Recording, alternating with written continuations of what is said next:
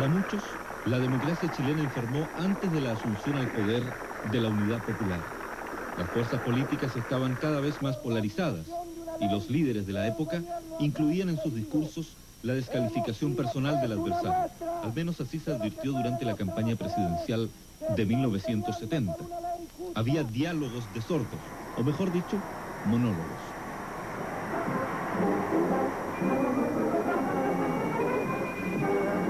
Los marxistas injurian a las dueñas de casa. Carpa denuncia.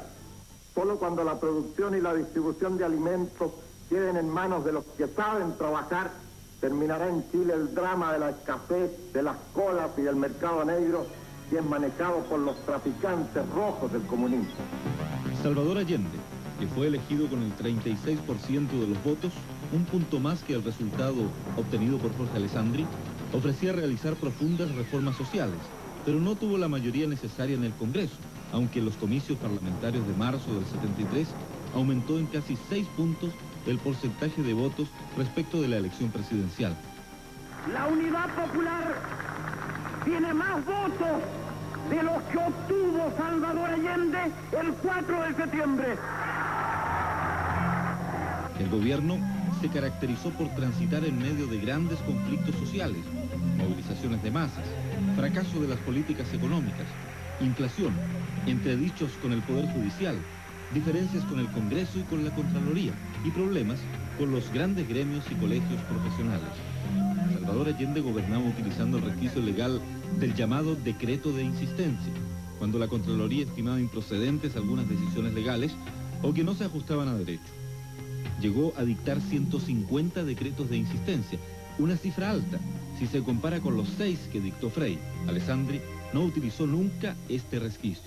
Yo con el presidente Allende no tuve ninguna dificultad, jamás.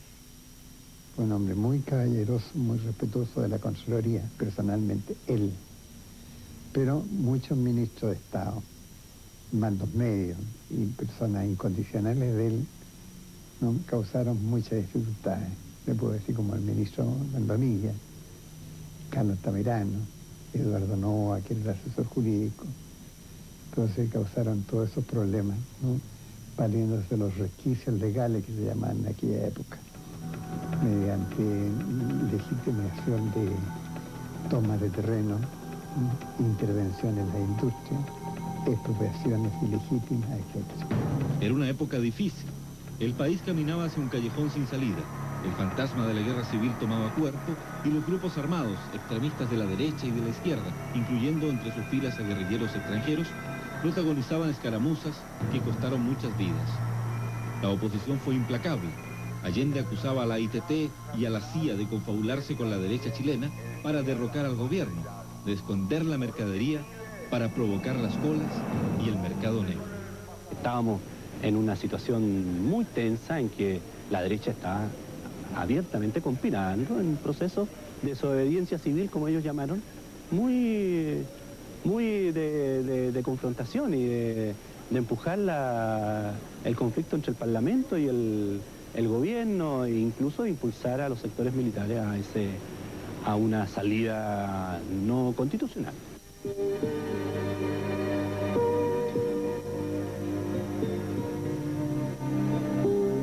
Las cosas no pueden seguir como están.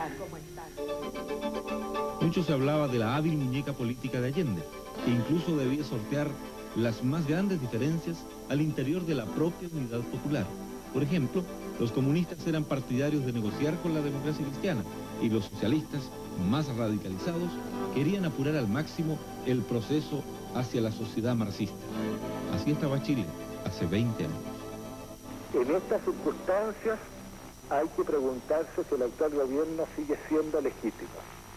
Estamos en la hora dura y gastaré mis últimas energías para impedir el avance del fascismo, para evitar la guerra civil, para hacer que Chile solucione sus problemas con conciencia revolucionaria y con voluntad de chilenos. ¡Adelante, camaradas! ¡Venceremos! Todos los chilenos estamos preocupados por insistentes noticias de que se están armando las poblaciones civiles y que existe el peligro de una guerra civil. La sociedad chilena vivía muy convulsionada,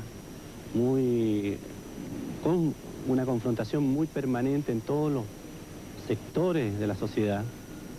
El diálogo político era muy difícil. Hubo una crisis económica, una crisis política, social. ¿Había mucha intransigencia en esa época?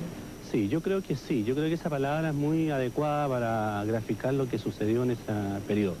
Y yo creo que eso fue lo que generó grandes tensiones, además de los errores económicos que cometimos nosotros.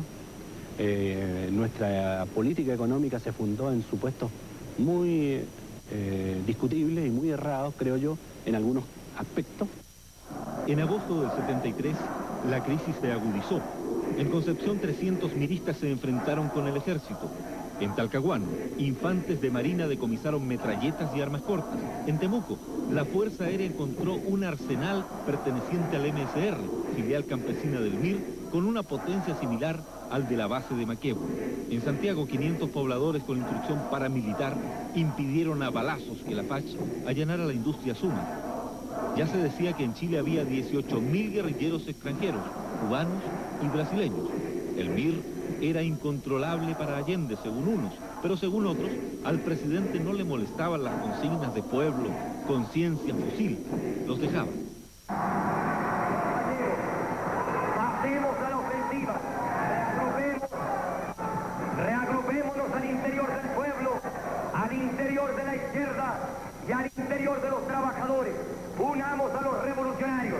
Reagrupémonos para los combates decisivos que se avecinan. Digamos a los imperialistas, a Jarpa y a Frey, a los reformistas y a los vacilantes, que no estamos asistiendo al fracaso del socialismo. En Valparaíso, la Armada pidió el desafuero del senador Carlos Altamirano, involucrado en un complot contra una base naval. El discurso de Altamirano del 10 de septiembre sirvió al ejército para movilizar las tropas sin despertar sospechas en La Moneda. El periodismo también estaba polarizado. Medios de comunicación de la centroderecha mantenían el liderazgo de los opositores. El delicado momento político estaba en el aire en las voces de Silvia Pinto, Carmen Puelma, Hermógenes Pérez de Arce, entre otros. Mario Gómez López y Eugenio Lira Masi escribían desde el bando oficialista. Parecían idiomas absolutamente distintos, incompatibles, intransigentes. La Corte Suprema estimó que el gobierno distorsionaba la ley, rebajaba la función judicial y pretendía marcar pautas para aplicar justicia. La Cámara de Diputados, que presidía el actual intendente de Santiago, Luis Pareto, determinó que Allende había quebrantado el orden institucional y legal. Pareto no quiso recordar hoy ese momento, argumentando que la naturaleza de su cargo, como hombre de confianza del presidente Elwin, le impide opinar sobre la política de la época. Chile estaba convulsionado. Algunos veían la aproximación del golpe y otros estimaban que la guerra civil era inevitable. Todos los partidos políticos tenían grupos de choque e impartían instrucción militar, paramilitar o de defensa personal o de ataque. Las garrochas, los laquis, los linchacos, hasta las con clavos y hojas de afeitar estaban presentes en las concentraciones.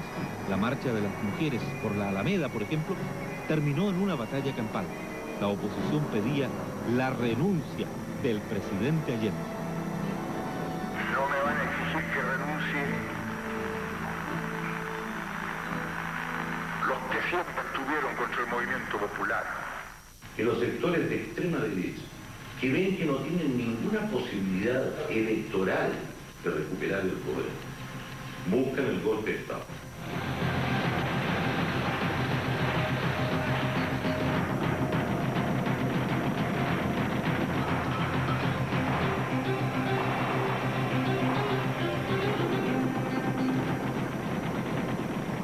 Nosotros tenemos el convencimiento de que la llamada vía chilena de construcción del socialismo, que empujó y enarboló como bandera a la unidad popular y exhibió mucho en el extranjero, estaba rotundamente fracasada. Y eso lo sabían los militantes de la Unidad Popular y lo sabía Allende. Y por eso ellos se prestaban, a través de la organización de milicias armadas, muy fuertemente equipadas que constituían un verdadero ejército paralelo para dar un autogolpe y asumir por la violencia la totalidad del poder. En estas circunstancias pensamos que la acción de las Fuerzas Armadas simplemente se anticipó a ese riesgo para salvar al país de caer en una guerra civil o en una tiranía comunista.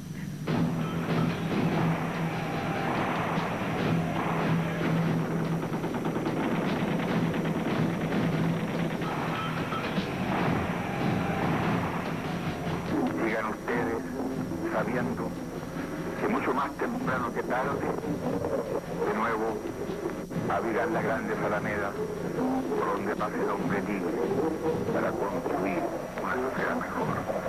¡Viva Chile! ¡Viva el pueblo! ¡Vivan los trabajadores! Estas son mis últimas palabras. Tengo la certeza de que ese sacrificio no será en vano.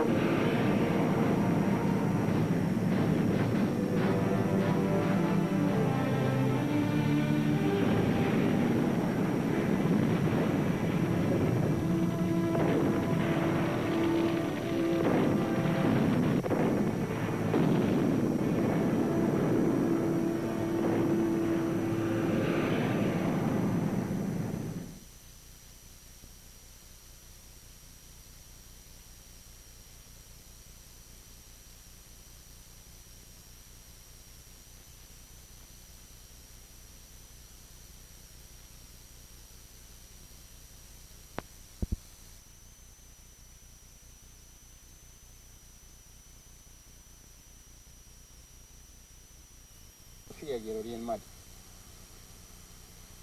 ¿Usted contactó alguna vez con él? Mucho tiempo, muchos años, porque salía siempre para acá y lo juntábamos y poníamos a conversar pero él conversaba siempre del mar, de las poesías. Nosotros le contábamos mentiras de los piratas. En Putelsalta hay una parte que existían piratas, antes, muchos años acá.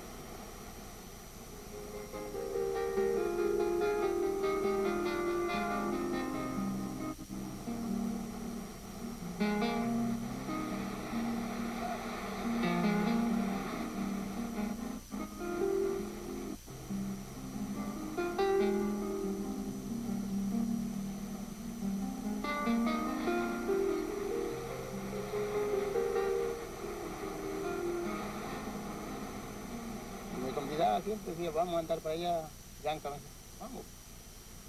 Y salíamos a andar por orilla la roca para allá, llegamos a Salto para allá. Me gustaba andar.